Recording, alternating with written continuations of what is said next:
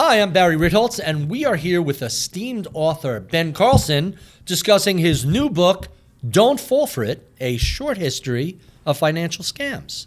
Ben, welcome to the compound. Thanks for having me, guys. So, Wait. Music.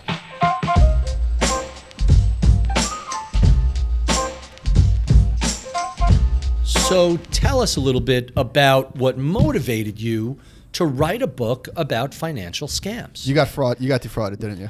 It was the Nigerian prince scam that got me, the email. So convincing. Yes, somehow people fall for that. I actually found that dates back to not the email part, but the actual scam of saying a prince has all this money, you just have to pay $5,000 and someone will get it for you because this king left all this money for someone for an inheritance. That dates back to like the 1400s. So Wow. People have been working on that one for like 600 years still. What did the letter travel by? Lamb? Carrier pigeon, I guess. I got interested. I mean, there's a lot of this stuff going on lately. I'm just kind of over the success story stuff. Here's someone that hit a home run and let's backtrack and figure out how they did it.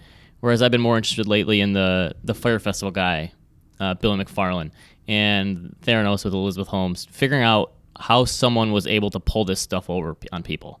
And I just became really interested in that and started pulling on a thread and reading a few stories and doing some research and just realized like some of these stories are amazing, how people can be duped over and over again in similar ways throughout history. And then I started weaving in, well, there's a behavioral psychology element and there's a market element because this often happens during bull markets. There's a technology element because a lot of this happens during times of innovation. So I just started pulling on the thread a little bit and just realized it was a really interesting topic. So one of the commonalities amongst all of these chapters is that obviously these people are crooks, they're thieves, they're charlatans, they are ripping people off.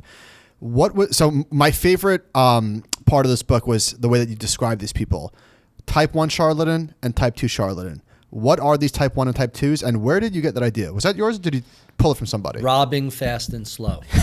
Well, and the crazy thing is about how these are criminals, but I ended up kind of liking some of them after doing the research. There's obviously some of them that are just deplorable, but there's some of them that you're like, man, the way that they went about this was just such a, you almost like, and even the people who got scammed by them sometimes would like them. There was a guy who showed up to a funeral of John Brinkley, who was a doctor who scammed all these people by doing these fake medical procedures. And the guy at the funeral said, man, I know he bilked me out all this money, but I still liked him anyway. And so anyway, the type 1, type 2, I think I actually did come up with myself. It was using the boring statistics term where there's type 1 statistical error is a false positive. You know, you point to a man and say you're pregnant. And then type 2 statistical error is you point to a woman who is pregnant and say you're not pregnant. And I was reading through these stories about there's the South Sea and Mississippi bubbles, which happened almost right on top of each other. And there's like 100 books on this subject. And I wanted to figure out, well, what's an interesting way to retell that story that's already been told 100 times? And the way to do it was looking at the two people who pulled off the heists and the scams. And one of them was a guy who just tried to do it the right way, and he had good intentions and started off with a good idea and took things too far.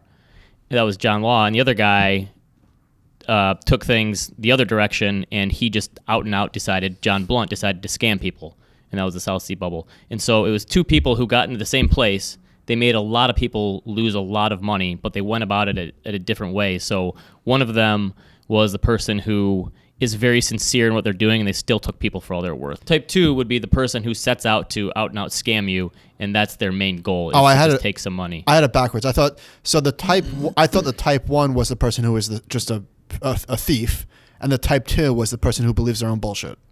I mean, it was like basically a truth false, so you had a 50-50 Right. chance of guessing.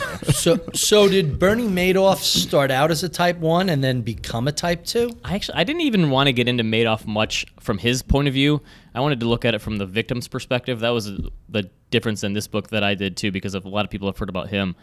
So I guess you could say I think he was just such a sociopath that he was probably more of a type 2. Maybe the whole time. I think so. Because we don't really know what started out, what looked like a legitimate trading firm. I mean, he was on the board of directors of NASDAQ back in the day. And I think when did he just go full blown? Oh, this is just a complete. We know it's at least 20 years ago, but no one really knows exactly where that line is. Maybe he was a type 1.75. But there was this guy, Ivor Kruger, who ran this match company. and this is in the 1920s. And when he started the company in the teens and up through the 20s, he had this legitimate business of, it was a monopoly, but it was legitimate for back then, where he basically owned and controlled 2/3 of the match production throughout the world. That was the Match King book? Yeah, the Match King. Frank Portnoy, I think. Yeah, very good. And I read a lot about him. And they can't really figure out when this guy decided to go from legitimate business to out-and-out scam and fraud that eventually blew up after the Great Depression.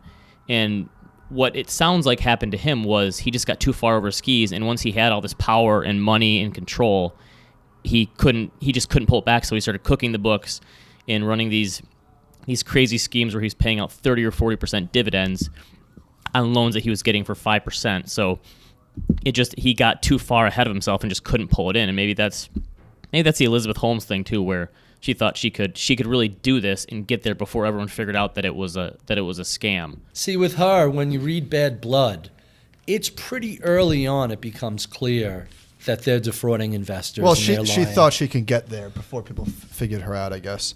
Well, early on it was a legitimate idea, although you have to say to yourself, how does somebody who has no medical background, no med tech training, think that a finger prick is going to be as effective as drawing blood?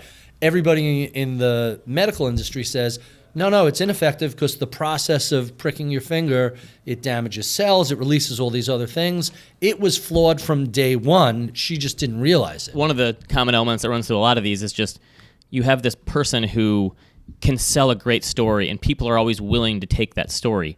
And that's the thing that runs through all these. So one of my favorite examples is this guy, Victor Lustig, who no one knows what his real name was because he had 45 different aliases, but he's the guy who sold the Eiffel Tower twice. I love that story. He went to Al Capone when he got into Chicago, and at that time, Al Capone ran the criminal, syndicate in Chicago, and you did not do any criming on Capone's turf without asking him first.